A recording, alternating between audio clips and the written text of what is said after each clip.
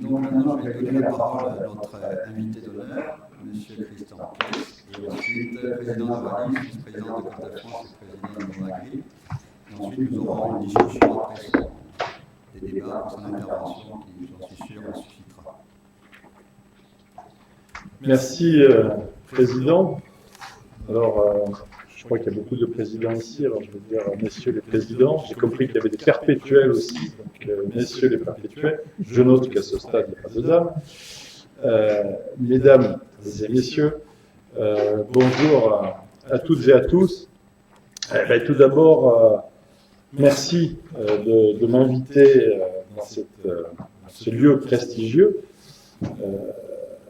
Je dois vous avouer que j'ai eu un coup de stress, je suis arrivé en fin de matinée, et puis début d'après-midi, où j'ai assisté à l'accueil des nouveaux membres, que j'ai entendu leur pédigré, et je me suis dit qu'est-ce que je vais bien pouvoir leur dire, parce que j'ai que des spécialistes, moi je suis un paysan, voilà, le stress m'a passé, on va essayer de faire avec.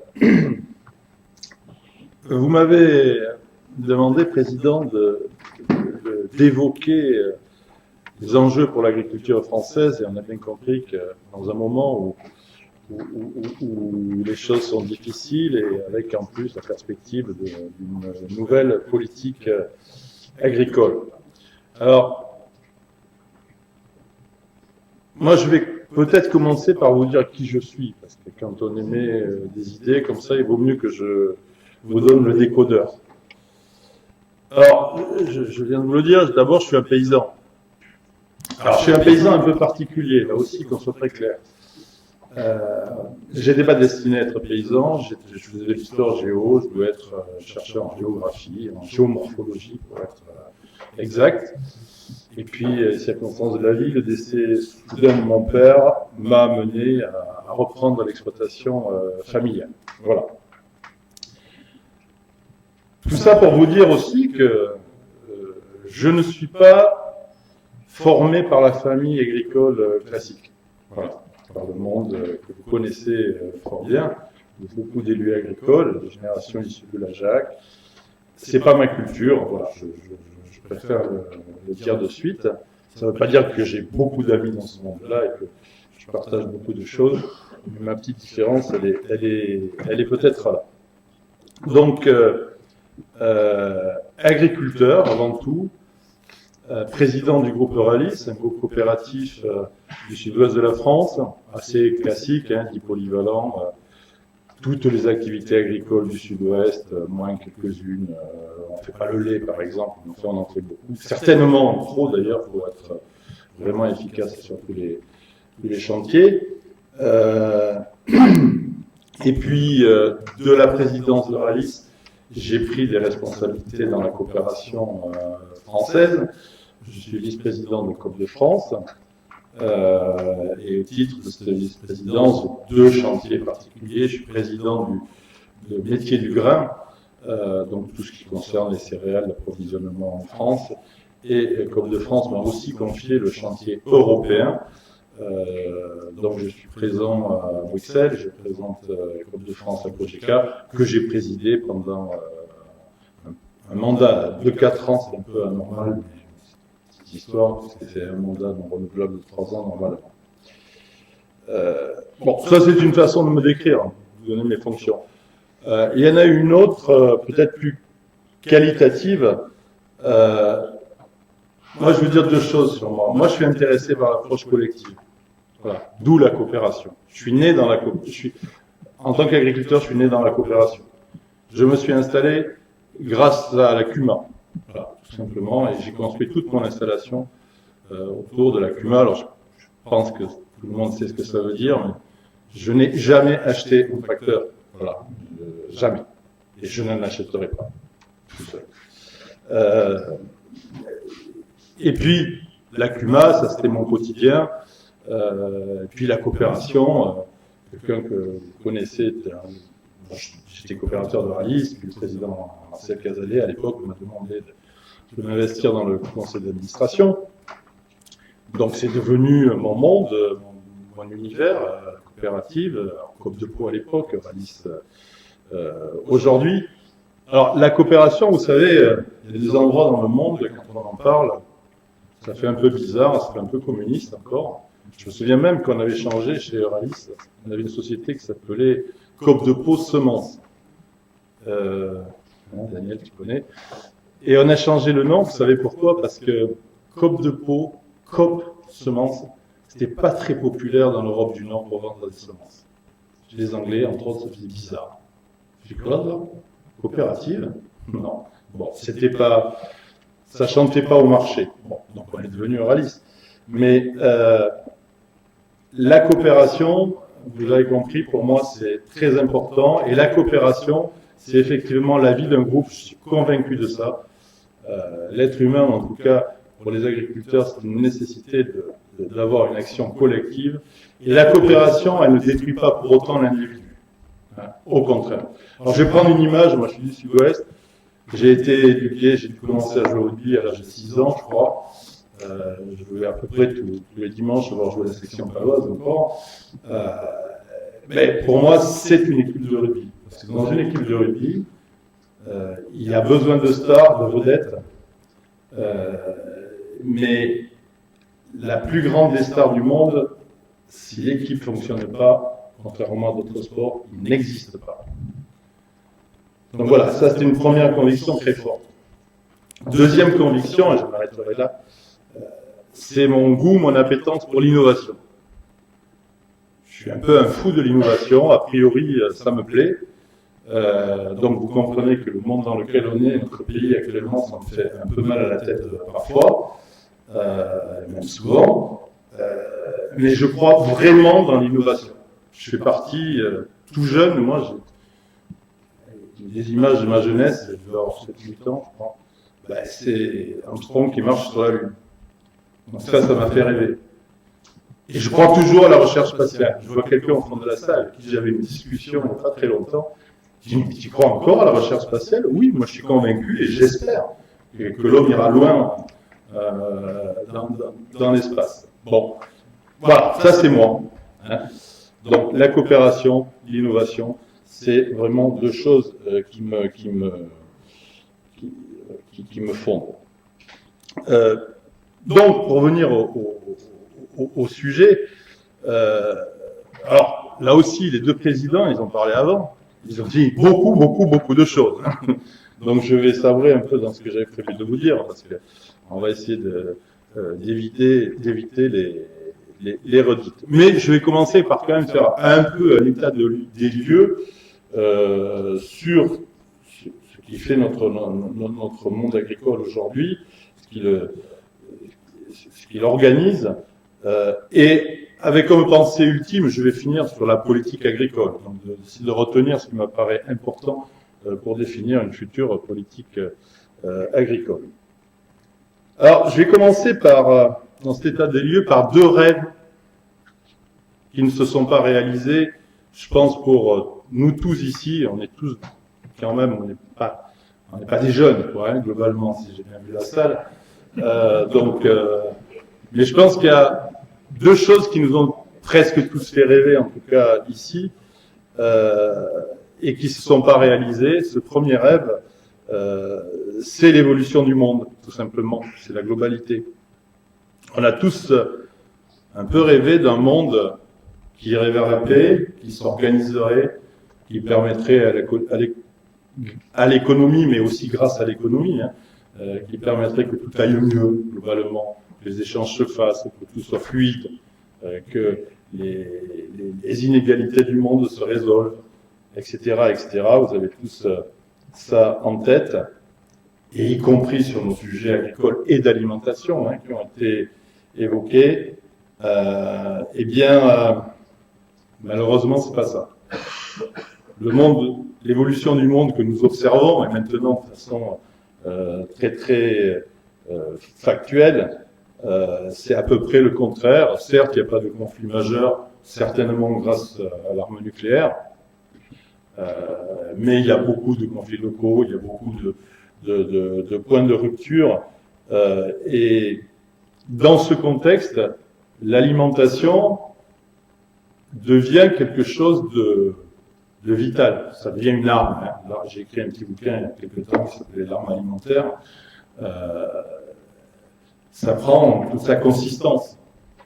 Parce qu'il y a un jeu des grandes puissances.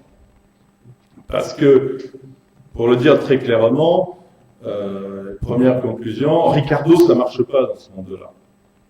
Ricardo, vous savez, c'est les avantages compétitifs, comparatifs. Chaque zone se spécialise dans ce qu'elle sait faire de mieux et le moins cher possible, et après on échange. Ben non, dans ce monde-là, ça peut pas marcher. Ça peut pas marcher.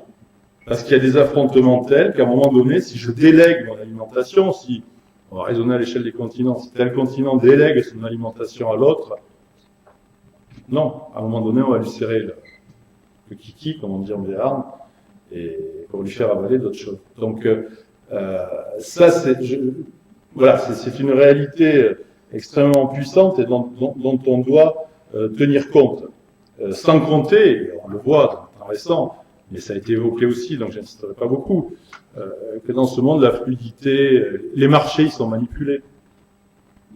On a réfléchi à des politiques agricoles dans ce contexte idéal, mais avec des marchés qui étaient parfaits. C'est pas vrai. Moi, je connais pas un marché agricole qui est pas manipulé. Pas un.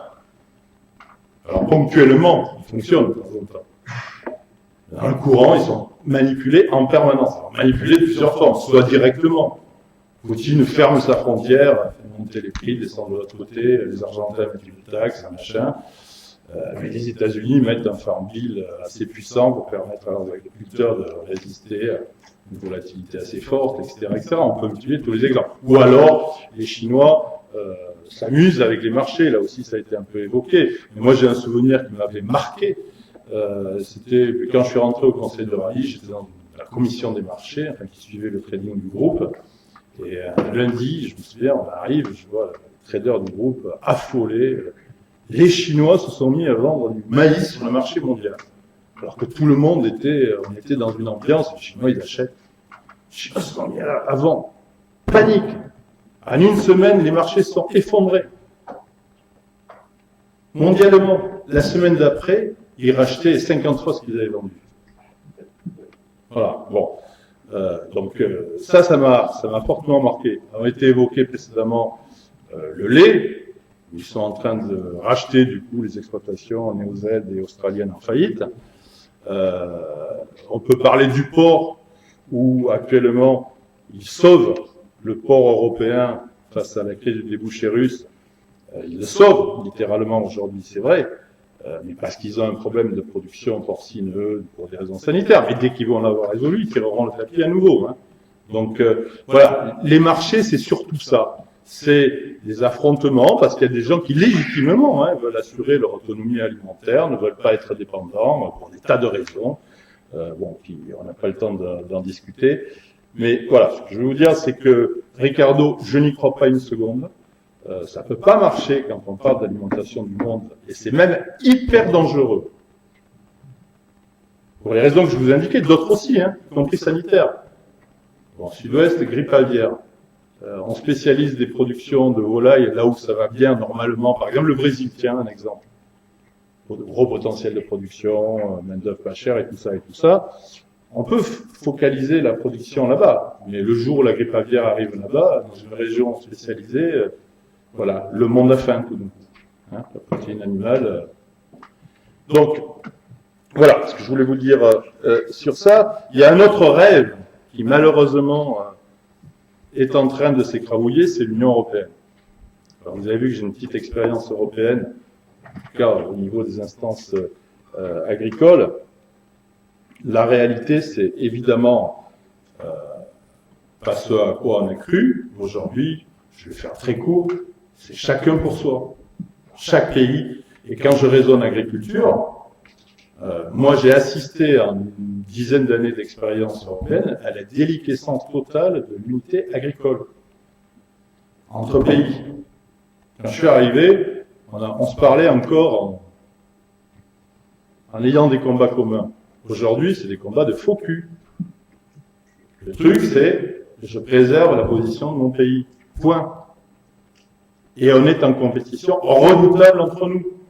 Bon, vous avez connaissez ça, les Allemands, ils ont damé le pion, le partage de l'après-guerre, l'industrie allemande, l'agriculture française vont envoler évidemment un éclat, avec la réunification, ils se sont découverts un potentiel agricole, bon, voilà, qu'ils ignoraient jusque-là. Ils se sont donné les bons éléments pour être compétitifs. Je ne vais pas approfondir, hein, mais tous les sujets, les coûts de la main-d'œuvre, puis les grandeurs de l'Est, il y a de l'espace, et comme m'a expliqué un responsable allemand, les odeurs, de quoi, quelles odeurs, ça ne pue pas. Voilà. Il n'y a pas de monde pour le sentir dans certains espaces. Donc évidemment, problème d'environnement, par exemple, ils sont traités en Bavière, ils sont beaucoup moins dans les grandeurs de l'Est. Donc, et aujourd'hui, j'insiste sur l'Allemagne, c'est pas que je ne veux pas réveiller des vieux conflits, mais les Allemands sont en train de devenir extrêmement puissants en termes d'agriculture et de mener la partie, y compris dans la réflexion sur la future PAC. Eux, ce qu'il y a actuellement, ça leur va bien. Parce qu'ils sont les plus forts. Et parce qu'ils sont en train de nous détruire. Voilà. Donc, la continuité, pour eux, c'est asseoir leur pouvoir agricole et agroalimentaire. Nous, ça doit nous interroger. Parce que pour faire avancer les choses, j'y reviendrai après à Bruxelles, sur une politique agricole, il faut évidemment un axe franco-allemand.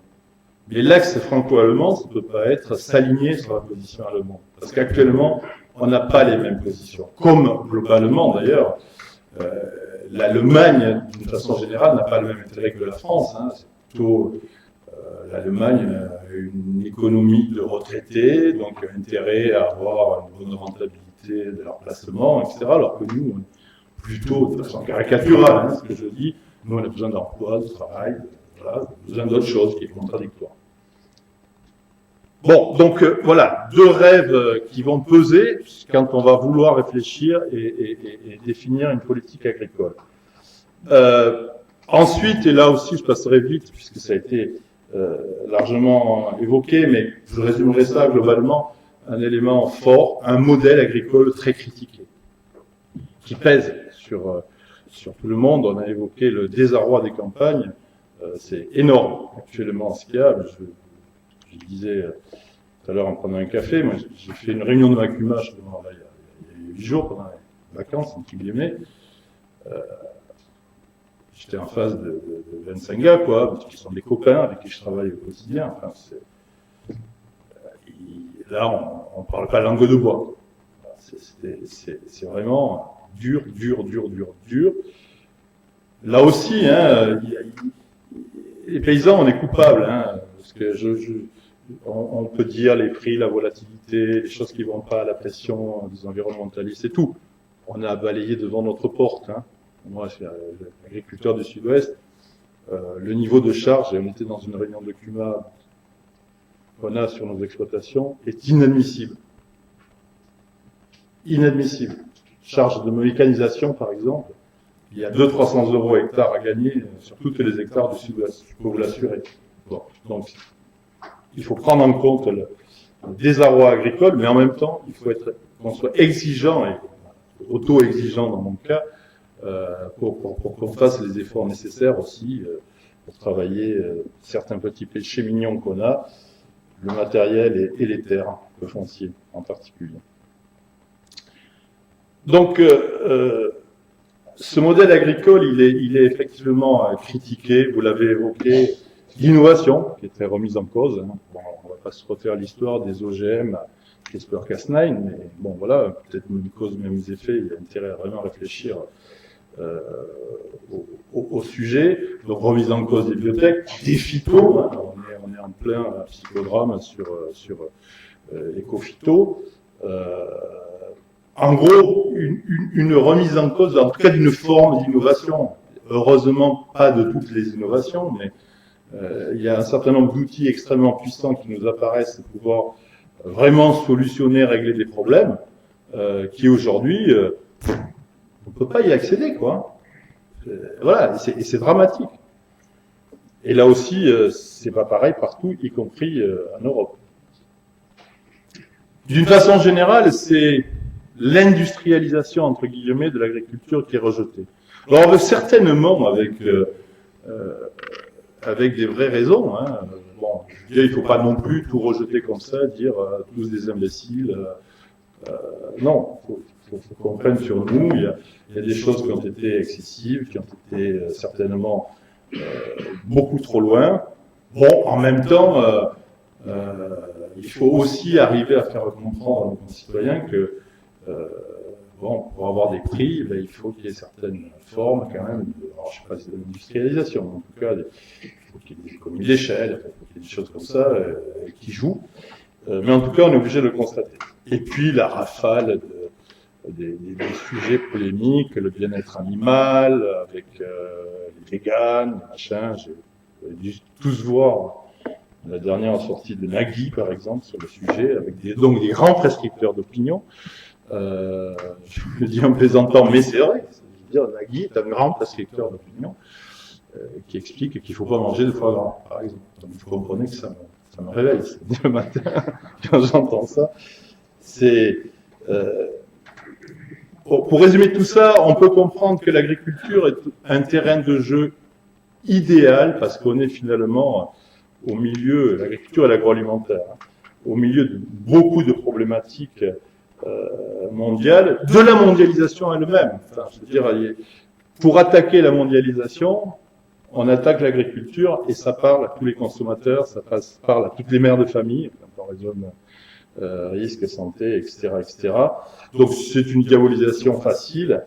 Et puis on peut aussi dire quelque part que politiquement, le combat environnemental, il s'est substitué à un combat qui était plus, capitalisme, marxisme à un moment donné. Hein, la chute du mur, c'est quand même ça.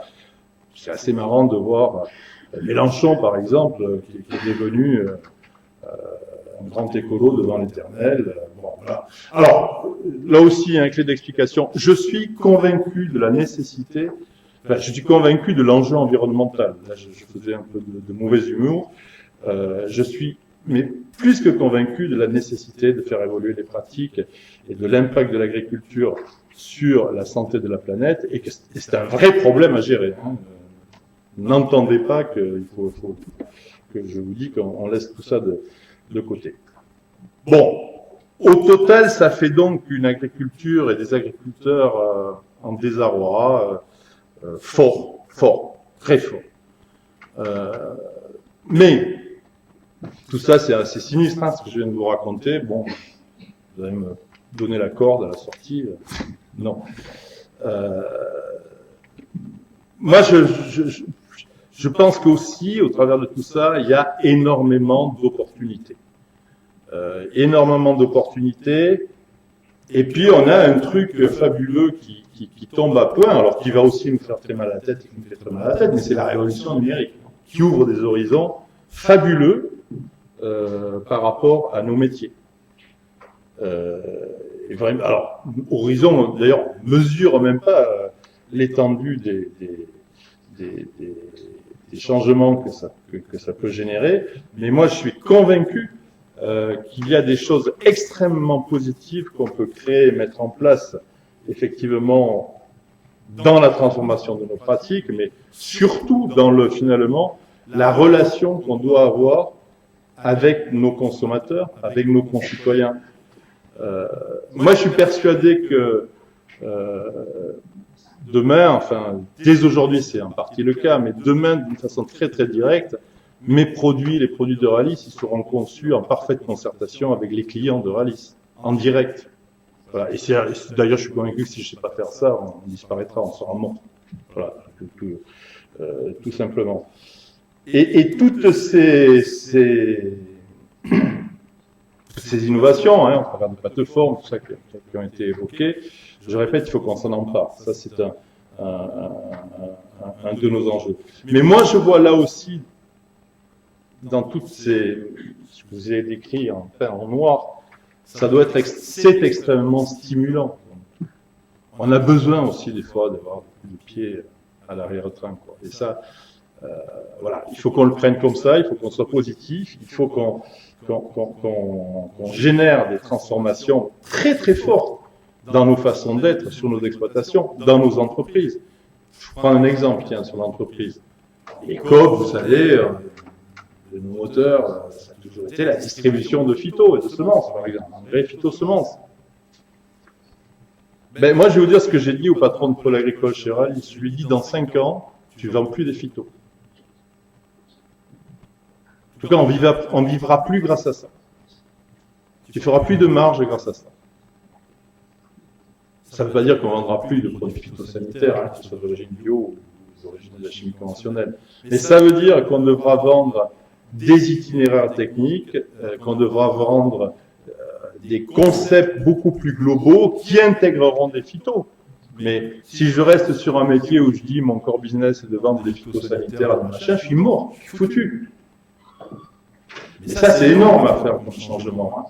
Parce qu'on a imaginé en RH ce que ça veut dire dans les entreprises. Hein, de transformer le modèle économique avec des salariés hein, qui sont désemparés. Moi, la première fois que j'ai dit ça dans l'entreprise, heureusement avec mon directeur, je sais que j'ai plein de technicos, ils nous ont regardé, mais qu'est-ce qu'ils ont fumé ce matin quoi. Enfin, c'est pas possible. Bon, et pourtant, ça c'est clair, c'est des mutations qu'on doit engager. Derrière l'enjeu des enjeux, je l'ai déjà évoqué, si on veut gagner, c'est de vraiment comprendre ce que veut le consommateur et notre concitoyen, c'est toujours ce couple infernal, hein, parfois contradictoire, mais c'est les deux, mais c'est le consommateur. Il faut qu'on comprenne parfaitement ce qu'il veut. Bon, vous avez compris, la fourche à la fourchette, c'est fini, hein, c'est la fourchette à la fourche. Bon, et c'est ça la grande mutation qui est totalement déstructurante hein, pour le monde agricole. Mais voilà. Alors, et là, il faut qu'on écoute, qu'on entende. J'ai entendu parler des signaux faibles, de ce que nous dit le consommateur pour savoir dans 10 ans, 15 ans, ce qu'on pourra faire. Je vais vous livrer une anecdote. Alors, vous allez me dire, il me parle de rugby, mais il y a 8 jours, je crois, j'écoutais un reportage sur Dan Carter. Dan Carter, certains d'entre vous le connaissent peut-être, c'est la méga star du rugby mondial qui est venu finir ses jours, pour moi, c'est au Racing Club de France, mais a priori. Voilà. Et il était interviewé sur votre intégration en France et tout ça. La France, Paris, c'est un pays merveilleux et tout. Ben, en France, il y a un truc qui est d'une dangerosité, mais c'est terrifiant. Il disait avec un demi-sourire, et pour moi, c'est un gros danger. Il disait en souriant, mais c'était vrai. C'est les boulangeries. Passer devant une boulangerie, c'est un risque maximal pour moi. Parce qu'il y a tellement de bonnes choses, comme du pain et des viennoiseries dedans, que moi, sportif pro, au plus haut niveau, c'est du poison pour moi. Il a employé ces termes. Il ne le disait pas méchamment. Hein. C'était au contraire un compliment qu'il faisait à la France. Mais imaginez ce que ça veut dire, ça. Un mec qui, lui, pour le coup, est un vrai prescripteur d'opinion auprès des jeunes, auprès de tout. Qui explique que finalement, rentrer dans un truc où on transforme du blé, c'est dangereux. Alors c'est totalement minoritaire aujourd'hui. Méfions-nous. Parce qu'il y a derrière un problème de santé, machin, son efficience sportive, tout ça. Et d'ailleurs, mon grand guignol de fils qui a 23 ans et qui mesure 1m95, il ne mange pas de pain. Il est rugbyman pro. Professionnel. Alors ça m'énerve. Mais là, je comprends. Parce que ces modèles, effectivement, lui expliquent qu'il ne faut pas manger de pain. Donc, ça, c'est des évolutions de société qu'il faut qu'on sache écouter. Alors, ça ne veut pas dire qu'on ne vendra plus de pain de plein et donc de blé. Mais il faudra en tout cas qu'on réponde aux inquiétudes de ces bonhommes. Parce que vous savez que le sans gluten, qui est devenu un sujet fabuleux, c'est grâce à Djokovic, hein, qui a expliqué qu'il gagnait depuis qu'il ne mangeait plus de gluten. Alors, il y a un vrai problème de gluten pour certains. Mais ce type-là, il a eu une prescription par rapport à l'opinion publique énorme. Voilà. Bon, et mondiale, en plus, là, en l'occurrence. Donc tout ça, on pourrait multiplier les exemples. C'est aussi, je pense, pour les coopératives, une formidable opportunité. Parce qu'on est au cœur entre les consommateurs et les agriculteurs, l'agriculteur que je suis, Et du coup, ça nous donne une mission de compréhension, effectivement, du marché des consommateurs, qu'on n'avait pas dans une économie agricole poussée. Hein. On produisait, on allait sur un marché, on vendait plus ou moins bien. Les consommateurs, ils avalaient tout. Terminé, ça. Voilà, c'est ça qu'il faut comprendre. Terminé. Le meilleur produit du monde, il n'existe pas si le consommateur n'est pas prêt à le payer. Je reviens à mon foie gras et à mon fiston. Mon fiston, par contre, il adore le foie gras. Heureusement, là, je me réjouis. Bon. Mais en même temps, je me dis, attends, il adore le foie gras, mais enfin, le foie gras, avec un peu de pain, c'est là qu'il en mange. Heureusement. Mais, en termes d'image, de santé, tout ça, moi, je suis bien conscient que c'est pas terrible. Non, mais entre nous, on va se faire plaisir. Mais réfléchissons. Non, mais j'en suis persuadé. Mais je suis pas sûr que la majorité du monde en sera persuadée. En termes de, on a tout le sujet du bien-être animal. Voilà, à gérer. Si je sais pas gérer ça, je suis le leader mondial du foie gras, mais je peux vous assurer que dans 10 ans, c'est un crash monumental. Si je sais pas m'interroger, reformater toute ma filière, revisiter poste par poste, du producteur jusqu'à l'outil d'abattage, tous les postes, et les adapter à ce qu'attendent nos consommateurs et nos concitoyens, peut-être même leur faire vivre en direct grâce à tous ces machins, c'est pas la peine. Donc ça, c'est des défis qu'on a à relever et qui sont pas évidemment évidents. Dans les signaux aussi qui sont en train de nous déstructurer et de favoriser certains, enfin c'est protéines végétales, animales, enfin le fameux steak de soja ou de colza. Bon, il y a quand même premier charcutier allemand qui a expliqué que dans 5 ans, la moitié de sa charcuterie, elle serait d'origine végétale. Alors elle n'est pas bonne pour le moment. Moi je me méfie de cette affaire. Mais en tout cas, c'est quelque chose qui nous interpelle. Et si on se bouge pas les fesses, si on ne sait pas donner les bonnes réponses, on a du souci à se faire.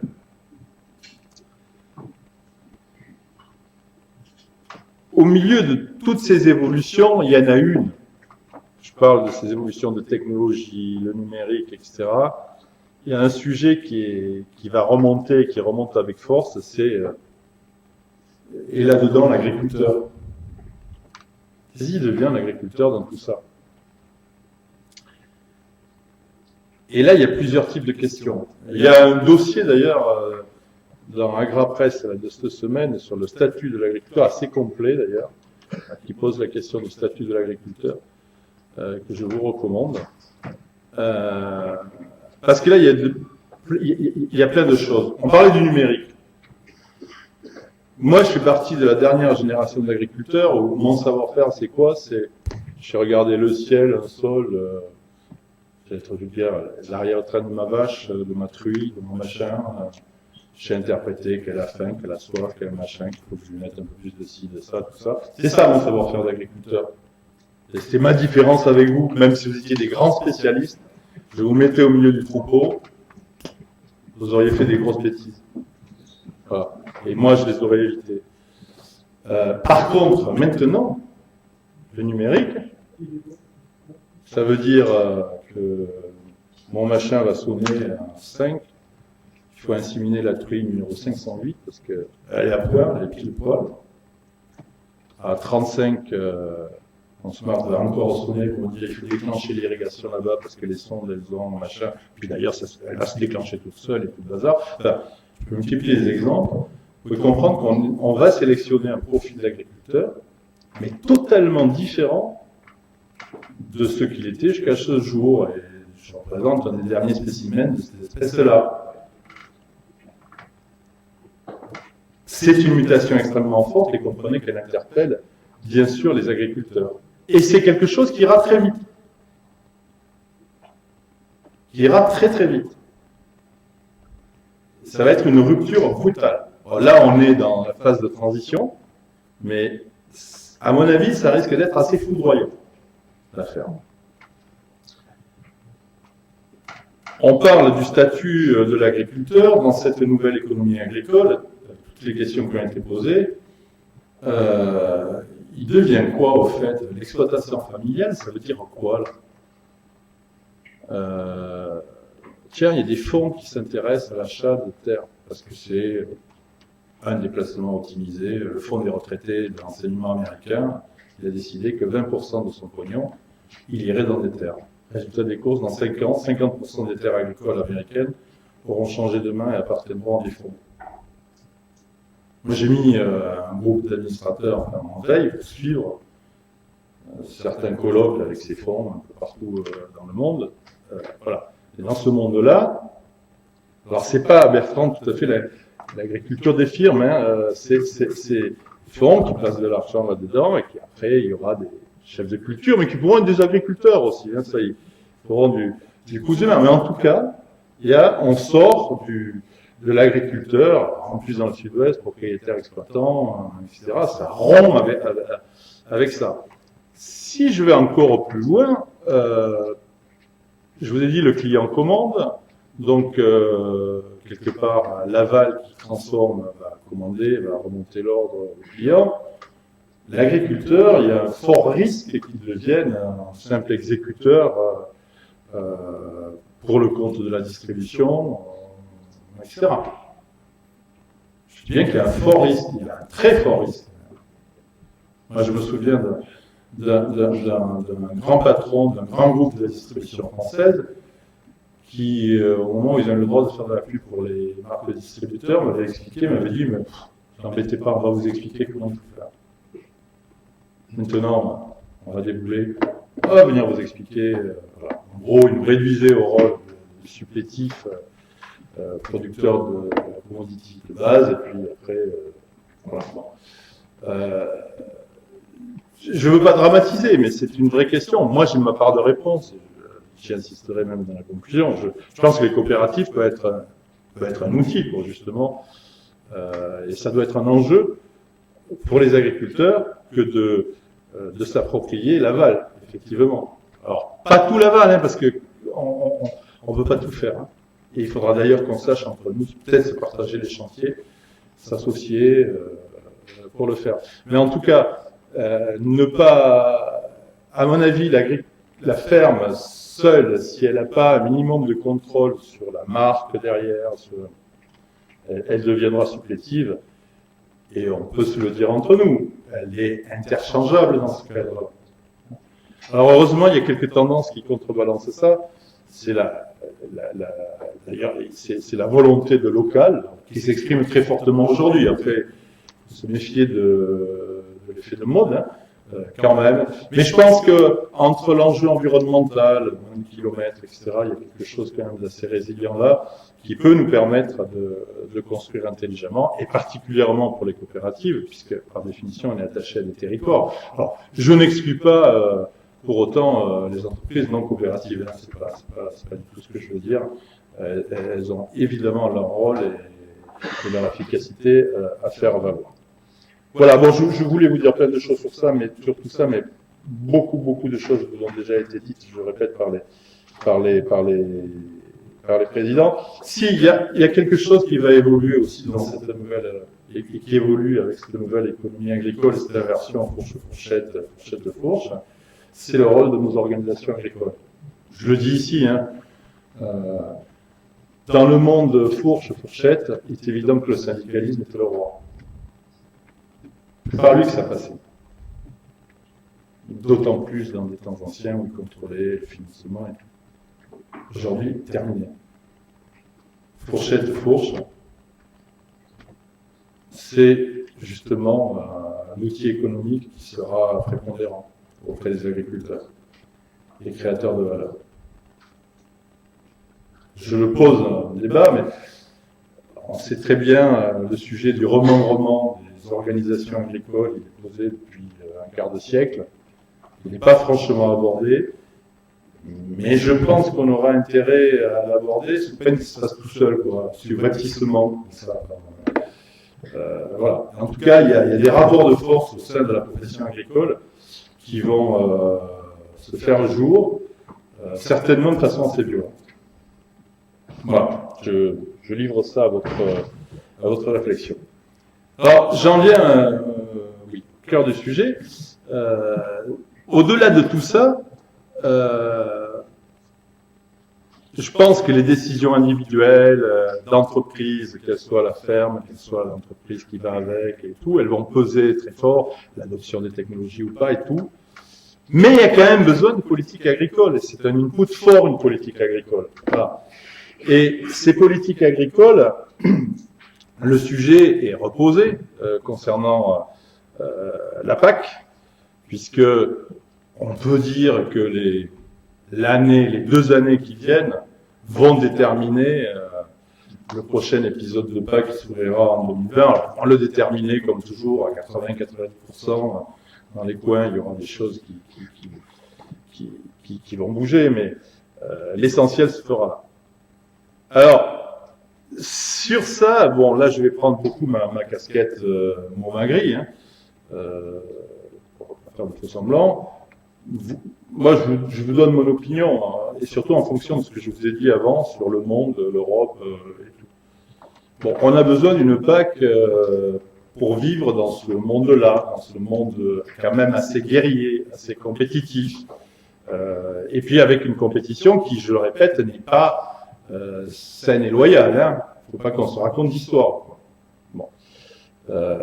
Et vous savez que l'épisode actuel de la PAC a commencé en 92 avec le fameux découplage, les aides directes. Bon, moi, de tout temps, j'ai pas été sensible à cette forme d'aide. Je pense que les aides directes sont de toute façon totalement captées par le marché. C'est une drogue, je crois. Vous avez parlé de drogue, mais je partage totalement pour les agriculteurs. Mais en plus, la faut appliquer sans s'en rendre compte. Moi, je peux témoigner. Euralis Semences, l'Europe de l'Est, au fur et à mesure qu'elle prend de la PAC, mes tarifs, ils augmentent. Bah, il n'y a pas que Euralis Semences. Je peux vous assurer que John Deere, et puis tous les autres, voilà. Le marché, il va chercher sur ce truc qui est apparent, il va taper dedans. Et c'est logique, hein. C'est vrai pour tout, hein. Les subventions, c'est la drogue de nos concitoyens, c'est aussi la drogue des politiques qui croient avoir, grâce aux subventions, une action économique. Subvention, elle doit être éphémère, elle doit permettre à quelque chose de démarrer, elle doit être temporaire. Dès le moment où elle est structurelle, c'est foutu. Le marché la capte, c'est fini. Ça sert à rien. Simplement à générer de l'inflation dans les coûts. Et c'est vrai à tout niveau, hein. On peut parler des municipalités. C'est l'éternel débat avec mes copains qui gèrent à la commune. On fait ça. Ah, mais on a des subventions. Ah ben oui, mon ami, on a des subventions, c'est très bien. C'est quand même nos impôts. C'est notre histoire. Donc, premier principe, je pense que l'aide directe, elle est pas efficace autant que peuvent le croire les gens. Mais en même temps, voilà, elle joue l'effet de morphine, chèque qui tombe, tout le monde est content. Bon, ensuite, il ne vous a pas échappé que l'aide directe, elle est fortement décriée par nos concitoyens.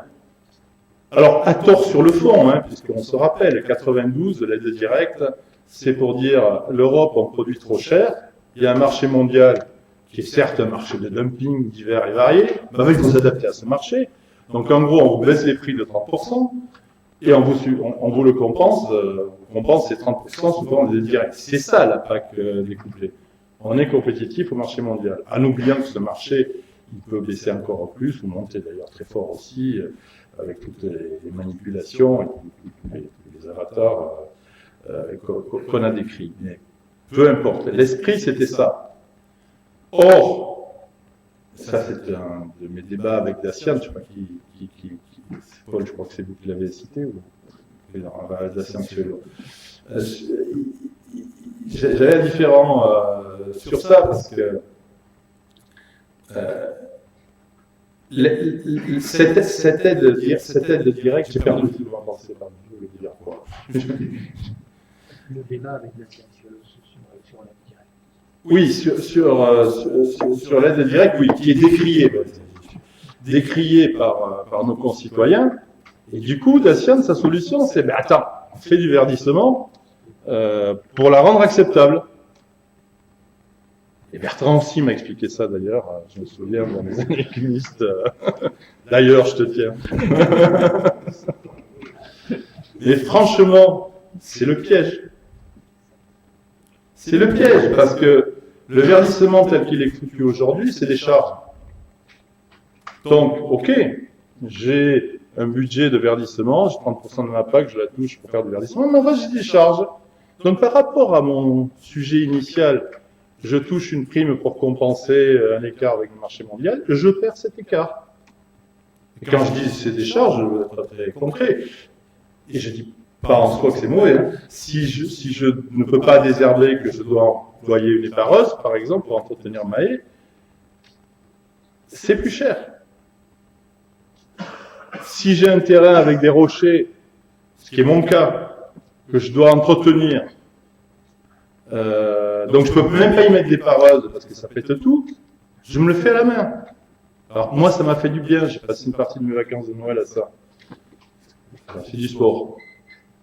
Mais si je dois payer quelqu'un pour le faire, voilà. Donc il y a c'est un marché de dupes qu'on nous propose. Et je répète, je ne remets pas en cause l'enjeu du verdissement, de la meilleure pratique et tout. Je pense qu'il faut le traiter autrement. Ensuite, où on en est? Aujourd'hui, on est dans un horizon d'une baisse budgétaire de la future PAC. Alors, je ne sais pas de combien. Moi, on m'a testé, la DG Agri m'a dit moins 20, moins 25%. Bon, il y a plein d'appétits hein, sur les budgets européens. Maintenant, on a des renseignements à faire, on a géré les flux migratoires, toutes choses entendables. Hein. Enfin, pour moi, la solution serait quand même peut-être plutôt de revisiter le 1% du PIB que d'aller gratter sur les 0,3% de PIB qui sont dédiés à l'agriculture. Mais donc le budget va baisser, d'accord. Et puis ce qui reste, 60% de verdissement, vous comprenez, la société, tout ça, c'est quand même la bonne piste. Moi, c'est mon hypothèse de travail aujourd'hui. C'est ça qu'il y a dans la tête et dans la plume un certain nombre de personnes à Bruxelles. Donc là, je sais que vraiment, là, c'est désastreux. Ça marche pas. Là, pour le coup, c'est plus qu'un marché de dupes. D'où la nécessité de bouger, de faire un pas de côté. Si on reste dans ce piège qui est de dire, pour toucher une aide directe, et j'oublie qu'au fond elle est mauvaise, je dois changer de terrain de jeu. C'est pas possible. Je peux pas le faire contre une action de verdissement qui m'amène à produire moins, à dépenser plus. Voilà. Bon. D'où les propositions de Montmagry qui sont de dire le vrai problème de la politique agricole, c'est d'adresser d'abord le sujet de la volatilité des prix, qui est mortifère, hein, pour les acteurs agricoles, pour l'agroalimentaire, parce qu'on est infoutu dans nos outils agroalimentaires de faire passer cette volatilité. Alors, à la baisse assez facilement. Hein. Nos camarades distributeurs, ils savent d'ailleurs même avant nous que ça va baisser, ils nous expliquent comment, et que, voilà. Par contre, quand ça remonte un peu, pour aller repasser ça, ils savent quand même nous expliquer, oui d'accord, c'est éphémère, demain ça va baisser. Donc ça, on se balade avec ça tout le temps. Mais pour les exploitations agricoles, c'est pareil, c'est des variations du simple au double, pratiquement, annuelles, et c'est insupportable dans un métier où il faut investir lourd sur 10 ans, 12 ans, pour le moindre truc, et puis en plus, avec des faibles rentabilités malgré tout, ce genre d'accident, alors même si on peut l'inscrire dans nos budget prévisionnel, mais je veux dire, on ne sait pas le gérer. Si on y ajoute tout ce qui se passe par ailleurs, en termes climatiques, en termes de maladies, etc., et on voit cette année, hein, qui a abouti à une méga catastrophe quand même sur la céréale française, on voit bien que la PAC de l'aide directe est totalement inadaptée et ne résout pas les problèmes. Alors, les problèmes, on sait les stratifier un peu. Il y a des problèmes annuels, il y a des problèmes un peu plus lourds, puis il y a des problèmes beaucoup plus structurels. Nous, ce qu'on dit simplement, c'est que à chaque type de problème sa solution. C'est-à-dire qu'il y a des problèmes annuels à gérer ou interannuels. Bon, cela, c'est certainement du rôle de la fiscalité, des COP dans leur efficacité, voilà. Et il y a des choses à faire. Hein. La fiscalité agricole, elle n'est pas adaptée. C'est même un pouce au crime, c'est un pouce à la bêtise. J'ai évoqué les charges de matériel. Le truc de base, le conseil de base du centre de gestion, c'est fais pas de MSA et d'impôts, change de tracteur. Hein. Bon, donc ça, c'est quand même pas le bon conseil, mais c'est celui qui est donné, celui qui est appliqué, avec une certaine jubilation par les paysans. Même le centre de gestion qui m'explique qu'il faut que je change de tracteur, je vais le faire. Bon, après, le point mort à monter, les prix baissent, c'est une mauvaise récolte et on est planté. Mais ça, c'est comme ça. Donc, il y a des problèmes. Un type de problème où il y a des solutions assez pratico-pratiques et qui nécessitent certainement des vrais débats plus nationaux d'ailleurs pour la mise en place. Il y a ensuite d'autres niveaux de problèmes qui sont plus climatiques où là clairement le sujet des assurances se pose où on peut trouver des réponses au niveau. Mais attention, il y a quelques types d'assurance climatique type la grêle, qui est un modèle économique qui tient la route.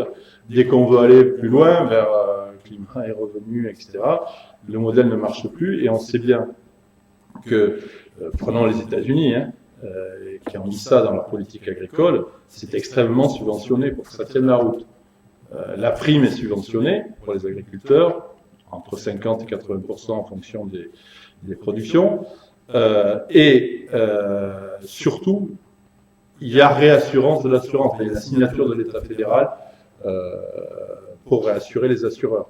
Comme le système est ceinture et bretelles et blindé, il marche, mais pas tout à fait, parce que baisse des prix telle qu'elle a eu lieu là, les 3 dernières années, quand on calcule la moyenne du revenu assurable sur la moyenne olympique, l'année prochaine, ils vont assurer un revenu négatif. Puisque le calcul est fait sur la moyenne olympique, on enlève la pierre, etc. Donc là, il ne marche pas. Donc plus, ils ont un autre système, qui est un système anticyclique, contracyclique. Voilà, où là, on va plus loin sur la pression sur le marché, enfin, ou en tout cas, on compense plus les agriculteurs. Et l'année qui vient et l'année qui va venir après, les agriculteurs américains vont plutôt être sur ce système-là que sur le système d'assurance directe. Parce que le système d'assurance directe ne donnera pas un revenu correct. Bon. Nous, en face, je répète, on est avec notre truc de découpler une aide directe, quoi qu'il se passe. Voilà. Donc, Momagri, ce qu'on dit, c'est qu'on a monté un système, alors je crois qu'il vous a été présenté de façon très détaillée par Jacques Carle lors d'une session, donc je ne veux pas rentrer dans ça, mais c'est pour les grandes matières qui font 75% du budget de la PAC. Donc toutes les graines, en gros, oléoprotéagineux, céréales et le lait, et avec ça on dit que ça a un effet d'ailleurs indirect sur les viandes blanches, pour volaille, puisque les coûts sont assez intimement liés. On imagine des systèmes avec des tunnels de prix. Quand c'est dans le tunnel, basé sur des calculs de coût de revient. Quand c'est dans le tunnel, on ne branche pas. Quand ça sort du tunnel en haut ou en bas, il y a d'abord des mesures contracycliques et puis de façon ultime, il y a ensuite des mesures de stockage éventuel avec des quantités limitées, avec des accès bien précisés. C'est-à-dire que c'est pas parce que la critique de ça, c'est ah ouais, mais on va retrouver les stocks et tout. Non, on peut très bien dire vous avez le droit à aller jusqu'à hauteur d'une historique, pas d'augmentation. Il y a des vraies solutions. Bon, le principe de ce qu'on propose, c'est ça. Ça peut être totalement critiquable et critiqué. Moi, j'ai pas de problème avec ça. C'est pas ça le sujet. Le sujet, c'est un outil manchot ou un outil qui répond efficacement à plusieurs niveaux de problèmes. Je crois que c'est ça la vraie question. Après, on bricolera les bonnes solutions. Mais ça, c'est un débat qui est à arbitrer, de façon très forte. Derrière, si on va dans des systèmes comme ça et ne pas comme ça, se posent 2 types de problèmes. Un, c'est la flexibilité interannuelle de Bruxelles, du budget PAC. Parce que là, alors c'est possible déjà sur certains trucs, mais on nous dit impossible globalement, il faut pas, etc. On peut rien toucher, Bruxelles n'en voudra pas, puisque dans notre système, une année on dépense plus, une année on dépense beaucoup moins, et le tout s'équilibre. On a le modèle Momagri a calculé ça, sur le passé on l'a calculé, hein, avec les prix réels du passé, on dégage des économies de PAC, hein, qui permettent d'ailleurs d'abonder d'autres sujets. Voilà. On préserve une partie des politiques couplées, le bovin viande, des choses comme ça, les fruits et légumes, où là on propose, nous, de rien changer, mais parce qu'on n'a pas assez expertisé le sujet. Mais en plus, en dégageant des économies, on peut effectivement générer des politiques plus structurantes, par exemple en termes environnementaux ou sociales, ou d'innovation. Voilà, encouragement à l'innovation. Bon. Donc, premier écueil, il est là. Et je peux vous assurer qu'à Bruxelles, c'est mouse costaud, cette affaire. Les gens, ils ne veulent pas bouger. L'autre écueil, il est plus chez nous, d'ailleurs, c'est aller dire, se pointer devant les agriculteurs et leur dire l'aide directe, c'est fini. Moi, j'ai fait l'exercice devant des grosses assemblées d'agriculteurs. Je me suis fait lyncher nulle part. Et les équipes de Momagri l'ont fait. On a fait des tests avec des FDSEA, 51 en particulier, les Bretonnes et tout, pour calculer tout ça. Les agriculteurs, si on leur offre une vision sur le prix, avec une variation normale, acceptable, voilà, ça suffit. Ça suffit. C'est ce qu'ils veulent. Moi, c'est ce que je veux comme agriculteur, en tant qu'agriculteur. Je veux pouvoir établir un business plan pour ma ferme et qu'il y ait quelques chances de se réaliser. Aujourd'hui, je ne sais pas le faire. Hein.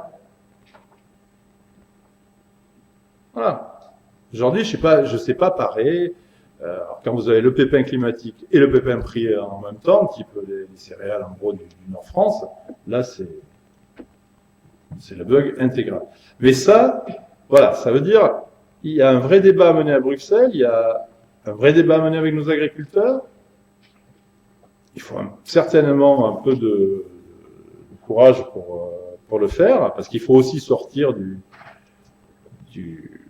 mainstream, là, du modèle tel qu'il est calqué à Bruxelles aujourd'hui. Mais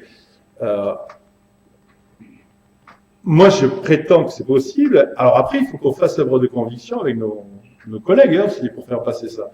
Mais je pense que si la France sait avoir une position un peu unitaire sur le sujet, on doit pouvoir négocier quelque chose d'intelligent à Bruxelles, y compris avec nos collègues allemands. Parce que nos collègues allemands, eux, ils veulent que ça dure comme c'est, hein, en gros. Parce que je vous répète, ils ont le marteau. Et aujourd'hui, eux, ça leur va. Ils sont en train de nous éparpiller façon puzzle, comme on dit, un auteur célèbre. Donc, eux, leur intérêt court terme, c'est que ça dure. Ils savent que ça va pas durer, leur système en plus. Hein. Leurs ouvriers à 6 ou 7 euros, ou même moins dans les abattoirs, et leurs trucs, ils savent que c'est pas pérenne. Mais en attendant, ils grignotent des parts de marché, ils font le job. Voilà. Bon. Donc, là, on a besoin, et ce débat, bon, vous avez compris, hein, il n'est pas facile, y compris entre organisations agricoles hein, en France. Donc, pour être très très transparent, COP de France est plutôt sur cette position qui est de dire la PAC actuelle, elle nous va pas, elle répond pas aux problèmes, il faut en changer. C'est vrai que d'aucuns nous disent vous allez trop loin. D'aucuns, c'est évidemment, vous avez compris, c'est le syndicalisme nous dit vous. En général, pas tout le syndicalisme d'ailleurs, mais vous allez trop loin, la fin de l'aide directe, c'est trop dangereux, ou alors un tien vaut mieux que deux, tu l'auras. Voilà. Bon. Moi, je vous donne mon opinion, je pense que c'est suicidaire de persister dans le modèle de PAC actuel, parce que du coup, il va partir sur d'autres sujets dont je ne discute pas à l'intérêt. Mais en tout cas, l'agriculture sera le dindon de la farce. Voilà. Bon, je vois que le temps, je vais conclure. Tout ça, ça veut dire quoi? Moi, je crois qu'il faut qu'on se mette dans la tête que, mais ça a été dit aussi, qu'on n'aura pas une agriculture, mais des agricultures. C'est une évidence. Alors, des agricultures, elles ont été décrites, du circuit court, et tout ça, c'est compatible. Hein. Moi, chez Euralis, j'ai des filières longues en foie gras avec des marques comme Montfort, Rougier, et en même temps, dans mes points verts, il y a des producteurs locaux de circuits courts, sans aucun rapport avec les marques Montfort et Rougier, qui vendent dans les points verts, et ça marche très bien pour eux, ça marche très bien pour les magasins points verts d'Euralis du coup, et c'est parfait. Je dis du foie gras, mais c'est tout produit, il y a des charcuteries. Donc, on peut très bien faire cohabiter tout ça. On peut très bien, si on est intelligent, faire cohabiter et coexister des pratiques agricoles. On ne doit pas opposer évidemment le bio, conventionnel, etc. Le conventionnel, il faut qu'il bouge. Le conventionnel du tout machine, tout fuel et tout chimique à fond, c'est terminé, on le sait. Cette mutation, il faut qu'on l'engage. Je répète, ça ne veut pas dire qu'on n'aura plus de phyto, hein. C'est pas ça l'idée. Mais on sait très bien qu'on doit bouger. Les coopératives sont en mouvement actuellement de façon très très forte sur tout ça. Peut-être pas assez rapidement, mais en tout cas elles sont en mouvement. Donc une agriculture qui sera multiple, des agricultures. Le combat pour l'innovation, il faut pas baisser, il est vital pour l'agriculture. Il a toujours été important, il est plus que jamais. Malheureusement, on est effectivement dans ces combats, j'ai commencé par ça, hein, où on est vraiment dans des combats très idéologiques et qui ne vont pas chercher d'arguments scientifiques. Voilà, on nous pose des choses. Moi, je crois beaucoup que justement la relation nouvelle que les nouvelles technologies et le numérique en particulier nous permettent de créer avec nos concitoyens, nos consommateurs en direct, les plateformes, etc., où on doit intéresser à la ferme, à l'outil industriel en direct, doivent faire évoluer les choses, doivent permettre de faire évoluer l'opinion publique sur ça. Même s'il y a des prescripteurs d'opinion qui aujourd'hui, moi, c'est vrai que des fois ça m'énerve au plus haut point, mais bon voilà, il faut remettre sur l'ouvrage, il faut travailler. Derrière tout ça, vous l'avez compris, je parle de politique agricole, le vrai sujet c'est quelle ambition stratégique on a pour l'agriculture. Il y a deux visions là clairement. C'est soit on dit l'alimentation, et c'est ce que j'ai voulu vous dire au début, l'alimentation, l'agriculture, c'est des enjeux stratégiques à l'échelle planétaire. L'Europe peut pas s'en dessaisir. Évidemment qu'il faut que ça circule, évidemment que je vous parle pas d'auto-suffisance totale surtout, hein, mais voilà, il faut qu'on garde cette arme. Il y a un vrai débat en Europe sur ce sujet. Globalement, l'Europe du Nord, les Anglais sortent. Bon, ça va affaiblir cette position, mais enfin, ils étaient encore au Commonwealth. Vous dites, elles seront produites, les denrées de base, loin de chez nous, éventuellement on les transformera, mais voilà, c'est pas le sujet majeur. Alors ils en reviennent, même les Anglais en reviennent, parce qu'ils se sont rendus compte quand même qu'en 10 ans, ils ont éradiqué pratiquement leur agriculture, et donc ils ont fait marche arrière, et ils sont tentés d'être en tout cas un peu plus intelligents sur le sujet. Mais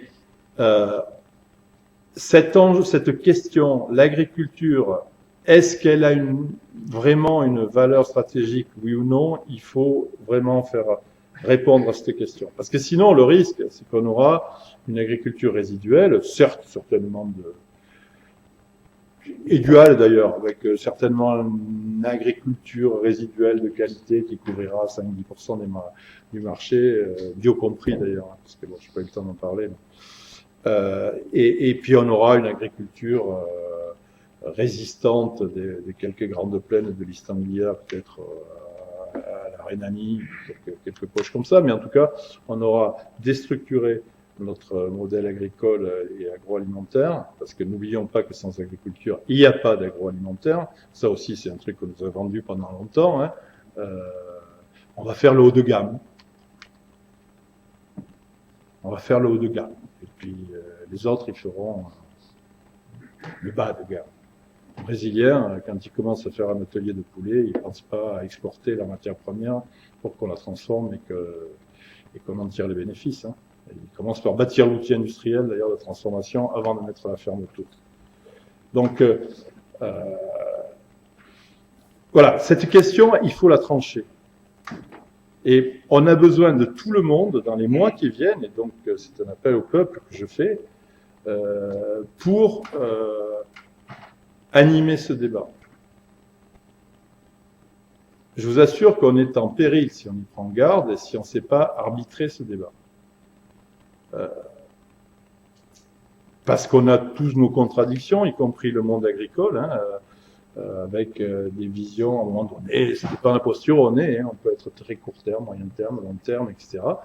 Donc on a vraiment besoin de tous, et puis c'est pas qu'aux agriculteurs de toute façon, d'ailleurs, à arbitrer ce débat. Hein. Je l'ai dit, les agriculteurs, ils sont aujourd'hui, c'est les consommateurs qui décident de ce que doivent faire les agriculteurs, mais c'est plutôt les citoyens qui doivent déterminer quelle est voilà, est-ce que l'agriculture, c'est une variable stratégique, oui ou non, pour notre pays et pour l'Europe. Voilà. Je crois que j'ai pulvérisé le temps, c'est ça. Donc, je m'arrête là.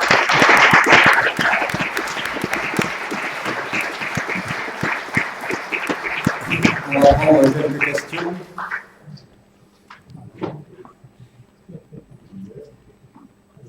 Lucien, bonjour. Oui, moi j'ai été très intéressé par toutes les propositions que tu fais.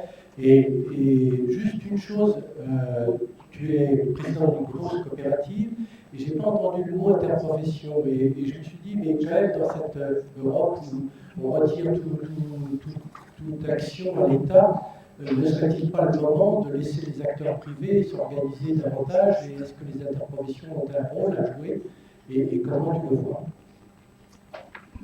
Oui, je pense que les interprofessions, bon, elles ont une certaine vitalité d'ailleurs en France. Je pense que c'est important. Alors, j'en ai pas parlé parce que, bon, voilà, il y a beaucoup de choses du temps aussi. Mais elles ont un rôle vital, oui, à jouer parce que c'est quand même, les interprofessions, c'est le lieu où tous les maillons d'une chaîne se rencontrent, hein, et où donc c'est le lieu de conciliation finalement, hein, de l'agriculteur dans les interprofessions les plus complètes jusqu'au consommateur. Donc c'est évidemment un lieu très important, oui. Après, j'ai pas insisté non plus, mais je pense que vous l'avez compris, les entreprises auront un rôle de plus en plus fort. Et l'enjeu pour les agriculteurs, ça va être de maîtriser ces entreprises, dont les coopératives, de bien les maîtriser. Ou, bon, prenons Avril, c'est pas une coop, hein, mais que voilà, c'est aussi un enjeu de maîtrise du groupe Avril par les agriculteurs, parce qu'Avril est d'origine syndicale, entre guillemets. Oui, mais voilà. Mais là, il y a un discours parce qu'il a été évoqué le fait que les coop s'emparent de la mondialisation et tout. Et bien sûr, parce que les marchés, ils sont mondiaux, parce que la valeur, les marchés dynamiques, ils sont plutôt en Asie actuellement et tout. Si on n'y est pas, ça ne fera pas. Et derrière, c'est, oui, vous devenez des World Company. Non, c'est pas vrai. On doit exercer notre pouvoir d'agriculteur au sein de nos coopératives et au contraire, on doit avoir cette ambition de maîtriser l'aval qu'on exporte ailleurs. Et puis, dans nos attitudes d'ailleurs, moi je ne conçois pas nos implantations internationales comme des concurrentes de nos activités locales. C'est des renforcements de nos marques, c'est quand on ne peut pas faire d'export. Voilà, on est installé au Canada pour le continent nord-américain en foie gras, parce que officiellement la frontière est ouverte pour exporter du foie gras. Il y a tellement de chicaillas de la part de l'administration américaine et de contraintes et de charges qu'on nous impose que c'est pas possible, c'est tout. Voilà, donc on va là. Bon, alors j'ai dévié de la question interprofession, mais oui, je pense que les interprofessions doivent être renforcées, sont un vrai lieu de vie, je dirais, et important. Et de façon complémentaire au-delà des interprofessions, j'insiste sur le fait que les agriculteurs doivent maîtriser des outils d'aval et des marques absolument. Autre question? Oui.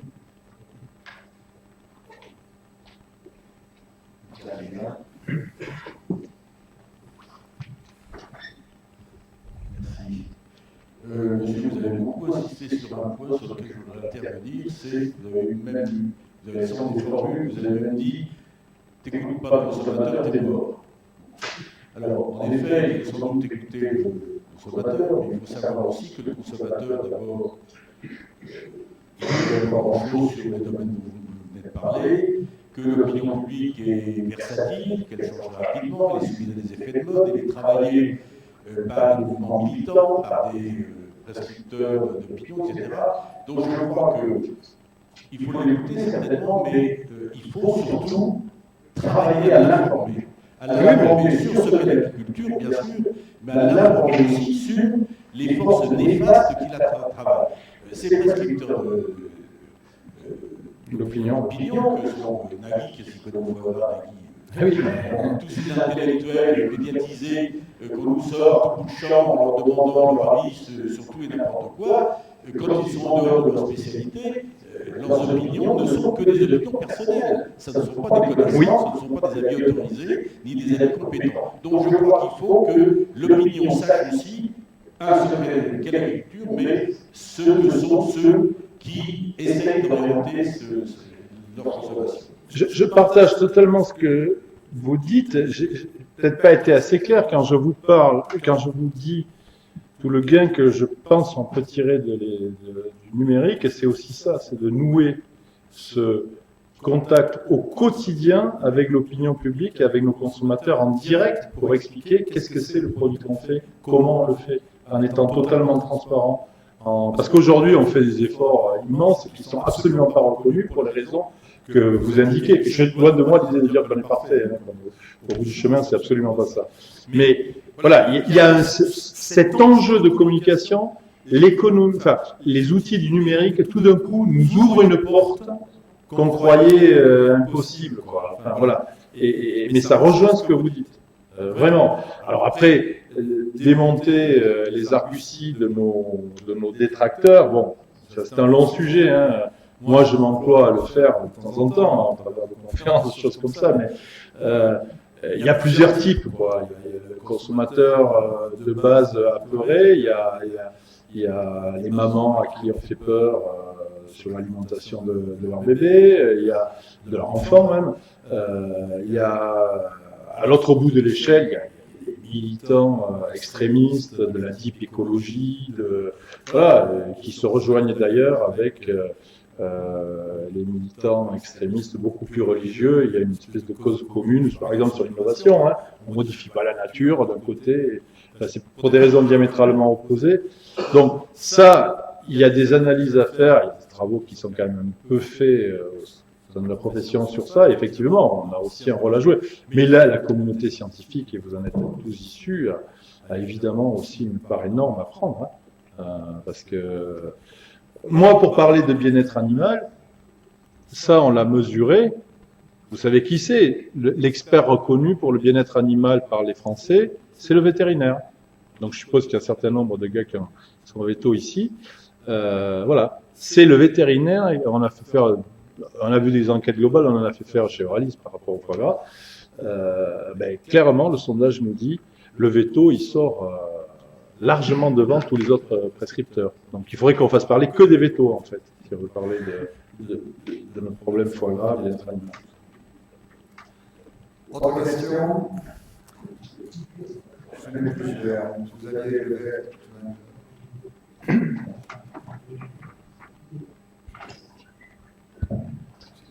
Merci. Deux questions. Pardon. Voilà. Je suis en Algérie. Pour la caméra, pour recommander. Deux questions qui paraissent indépendantes, pour lesquelles il y a quelques liens. La politique agricole est une politique européenne, la première politique européenne et la plus coûteuse, malgré la baisse des crédits. 35%. Beaucoup de questions sont posées aujourd'hui dans le débat qui se fait en Europe sur une meilleure protection de l'Europe dans ses frontières, à l'intérieur de ses frontières. Qu'en est-il dans le domaine agricole pour votre point de vue? D'accord. Et deuxième question, on aura besoin de plus en plus de substituer du carbone biogénique à du carbone fossile si on veut avoir quelque chance de respecter l'agroécologie. Quelle est votre position sur une part croissante de production agricole forestière en carbone fossile, sachant que ça peut aller, quand on regarde au niveau européen, jusqu'à un préinvestissement dans la ressource potentielle. Bon, sur les frontières de l'Europe, globalement, on a abaissé très fortement nos niveaux de protection, hein. Tout ça pour s'aligner sur l'OMC. Allez, je vais vous le faire court à cette heure-ci. L'OMC, il n'y a plus que l'Europe qui y croit. Donc, on s'adapte à un truc dont tout le monde se contrefout. Je peux vous assurer que j'ai eu l'occasion de discuter avec le président de la commission agricole du Sénat américain, qui m'a reçu dans un splendide bureau avec des trophées de cerf, des tas de choses. C'était surréaliste par rapport à ce qu'on pourrait faire en France, avec ses Santiago et les pieds sur son bureau. Mais il me l'a dit comme ça. L'OMC, mais je m'en fiche, mais royalement. Et d'ailleurs, le président des États-Unis pourra raconter tout ce qu'il voudra. C'est nous qui avons la clé du sujet. Et tous ces trucs-là, tous ces machins, ce qui ne répondra pas à l'intérêt de l'agriculture américaine, zéro, circuler, rien à voir. Donc l'Europe est naïve, là aussi, je crois que c'est le président qui l'a évoqué dans sa conclusion, je ne sais plus, ou les deux même. L'Europe est naïve par rapport à ça, baisse ses frontières au moment où la partie, elle devient beaucoup plus rigoureuse. D'une façon générale, je rebondis là aussi sur les propos de Dacian Cioloș et sur les idées de Montmagry. On est assez convaincu que le monde devrait être organisé effectivement en grandes régions avec des écluses, quoi. Parce que mettre en compétition l'agriculture africaine naissante et l'agriculture US, franchement, bon, on peut m'expliquer tout ce qu'on voudra, mais surtout avec la possibilité qu'ont les USA de baisser leurs prix, puisqu'ils compensent leurs agriculteurs. Dès qu'ils vont voir un truc émerger, ils vont en baisser. Et puis vous connaissez la difficulté pour l'Afrique. Donc, nous, on est assez partisans de ça. C'est-à-dire aussitôt on me dit protectionniste. Non, il s'agit d'être réaliste. Moi, si je vous ai dit, si le monde évolue vers plus d'ouverture, mais de façon faire et saine, banco, on y va. Mais à ce stade, non.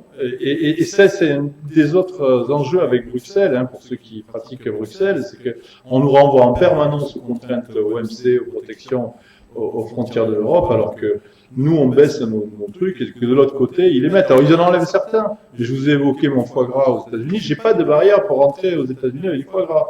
Mais l'abattoir que je dois dédier pour envoyer du foie gras aux États-Unis, je vous assure qu'il n'y a aucun hôpital en France qui a une telle sécurité. Donc ça devient, et c'est pas des bêtises.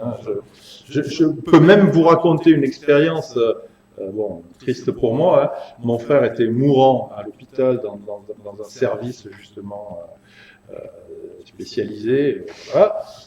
Et il se trouve que j'ai visité mon abattoir avec mon directeur dédié aux États-Unis et que le lendemain, j'allais voir mon frère. Je peux vous assurer que je suis rentré beaucoup plus facilement dans l'hôpital, y compris dans une salle très spéciale de l'hôpital, que dans l'abattoir où j'ai dû changer 4 fois de tenue et tout, parce que c'était le cahier des charges que nous avait fixé et qu'ils ont même été jusqu'à, pour l'agrément, je le cite ça parce que c'est quand même beau, le mec de l'USIA est resté sous une goutte de vapeur qui était au plafond pendant 5 minutes pour voir si elle allait tomber. Elle n'est pas tombée, on a eu l'agrément. Elle serait tombée. Vous imaginez dans un abattoir, chaud-froid, ça en fait un peu de condensation. Bon. Donc, eux, ils savent mettre des barrières incroyables. Et quand vous allez visiter un outil agroalimentaire aux USA, vous connaissez leur technique, c'est gros dégueulasse et à la fin un coup de chlore. Bon. Oui, et puis c'est sécurisé, au bout. Mais donc il y a des barrières non douanières, il y a des barrières tarifaires qui disent pas, non tarifaires qui disent pas leur nom, qui existent. Et l'Europe, voilà, chaque fois qu'on arrive avec des trucs en disant attends, là, il faudrait qu'on se protège un peu, etc. Ah mais non, non, l'OMC, on a signé, on est en avance, on a même en respectant l'OMC, Lucien, hein, on a des marges de manœuvre, si on voulait, pour se protéger un peu, bon, on le fait pas. Donc, très clairement, moi, au fond de moi, je suis convaincu de la nécessité d'une organisation mondiale un peu par grand continent, parce que tout le monde n'est pas égal, quoi. Voilà, il y a l'accès aux technologies, l'accès à tout ce qu'il faut pour produire, etc. C'est pas le même. Et mettre tout ça en confrontation, voilà, on est dans Ricardo après au bout, quoi. Et j'ai commencé par là en me disant que ça marchait pas. Bon, le carbone, c'était un vrai enjeu, hein. Moi, alors, je connais pas assez le problème de la forêt, moi, j'ai pas d'expertise particulière dessus, mais je pense qu'il y a je suis convaincu qu'il y a des vraies choses à faire. Mais là aussi, il y a des débats, voilà, où le monde agricole, on se fait pas entendre. Moi, j'entends, la forêt, c'est assez naturel, c'est bien vu. Donc, on peut avoir quand même, globalement, par l'opinion publique, c'est un sujet plutôt positif. Les agriculteurs qui plantent, qui font, tout ça, ça fonctionne assez, et je pense qu'il y a des vrais efforts à faire. Mais moi, je vais vous parler de ma plante qui s'appelle le maïs, qui est la plante décriée par excellence, que beaucoup veulent fusiller, veulent voir disparaître, que c'est la plante capitaliste, je sais pas quoi, etc. Bon, en termes de carbone, de nettoyeur de l'air, c'est une plante annuelle rêvée. Voilà. Et on ne sait pas le faire valoir. On ne sait pas le faire valoir. Donc l'agriculture par rapport à ces sujets, mais là on a besoin, voilà, aussi de l'expertise scientifique et des lieux. Enfin, vous êtes là pour nous aider à produire les références nécessaires, les arguments et tout. C'est pas. Moi, j'avoue, je suis un peu court des pattes arrière pour vous expliquer tous les échanges et tout ça. Hein. Donc, si vous m'expliquez bien, je saurai le répéter et je saurai en faire argument. Mais voilà. Donc, c'est un vrai sujet. Je pense que c'est un vrai sujet qui doit être introduit de toute urgence. Enfin, introduit il est, mais qui doit être réaffirmé par rapport à la question de fond sur l'intérêt stratégique d'avoir une agriculture digne de ce nom, qui inclut la sylviculture, évidemment. Voilà. Une autre question, la dernière, madame.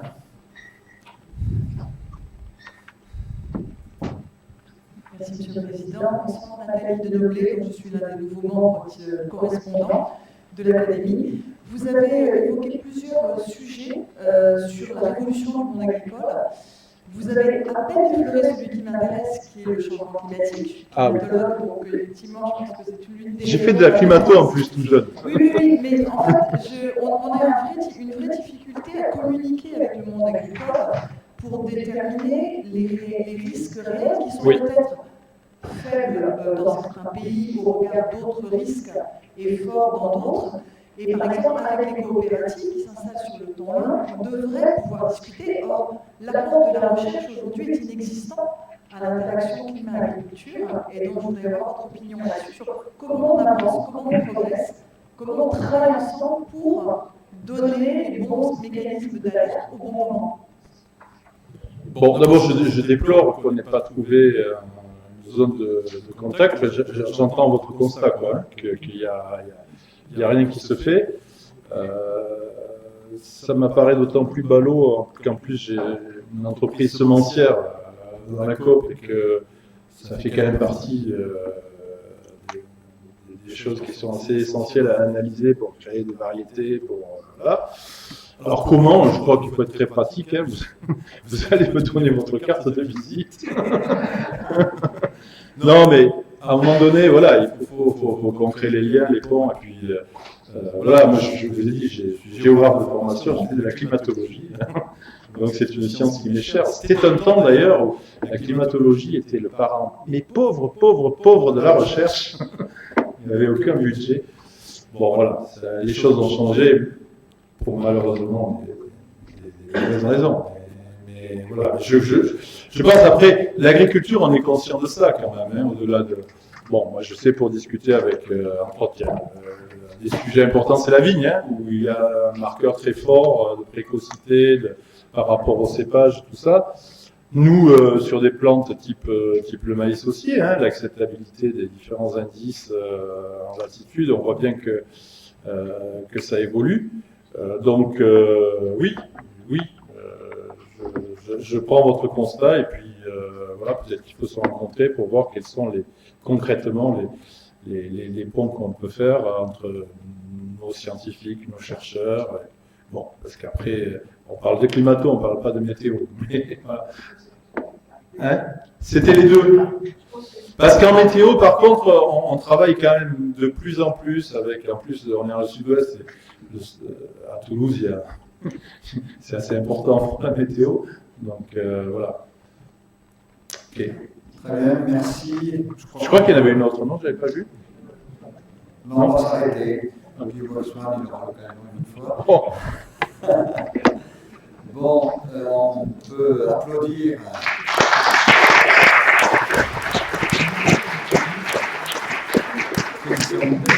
Merci à vous, Président. Son intervention très riche et également le remercier très vivement d'avoir consacré une demi-journée de son temps, le temps d'un professionnel extrêmement occupé. Et j'espère que il y aura des prolongements, puisque vous avez fait des appels à l'Académie sur certains points, mais qu'il y aura donc des réponses aux questions que vous avez, aux attentes que vous avez formulées. Donc, je vous signale que la semaine prochaine, donc, on reprend le cours normal des séances du mercredi après-midi, oui, le mercredi 11 janvier. Nous aurons une séance consacrée au thème l'ozone anthropogénique, un risque global pour le climat et l'alimentation de l'humanité. Donc, 11 janvier à 14h30. Bon, merci à tous pour votre participation à cette presque journée et donc à mercredi prochain.